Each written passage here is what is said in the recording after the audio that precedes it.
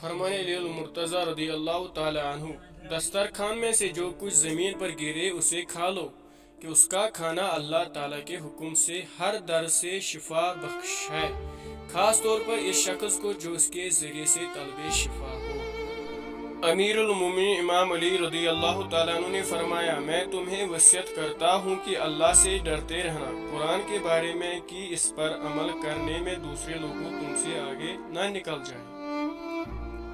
اس خدا سے ڈرتے رہو جس کی صفات یہ ہے کہ اگر تم بات کرو تو سنتا ہے، اگر دل میں رکھو تو وہ جانتا ہے۔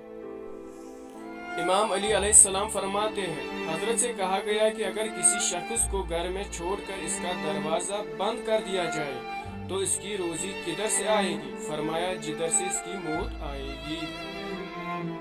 امام علی علیہ السلام نے فرمایا، انسان کو ایمان کا مزہ اس وقت تک نہیں ملتا جب تک وہ جھوٹ ترک نہ کر دے، حقیقی طور سے بھی اور مزاحیہ کے طور سے بھی۔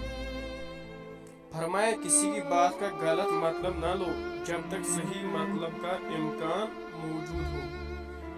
خدا کو ناراض کر کے لوگوں کو راضی نہ کرو، کیونکہ لوگوں کے بدلے دوسرے لوگ مل سکتے ہیں مگر خدا کے بدلے کوئی دوسرا خدا نہیں مل سکتا۔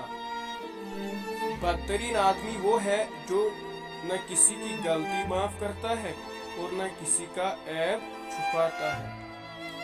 امام علی فرماتے ہیں، دشمن سے بھی مشورہ کر لیا کرو، اس طرح تم ان کی عداوت کی مقدار اور مقاصد کی حد کو پہچان سکو گے۔ صرف مال کا ہونا ہی رزق نہیں ہے، بلکہ نیک اولاد، اچھا اخلاق اور مخلص دوست بھی بہترین رزق میں شامل ہے۔ دشمنوں کے درمیان ایسا رہو جیسے ایک زبان 32 دانتوں کے درمیان رہتی ہے، ملتی سب سے ہے، دبکی کسی سے نہیں۔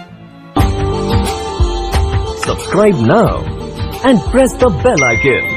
Never miss an update.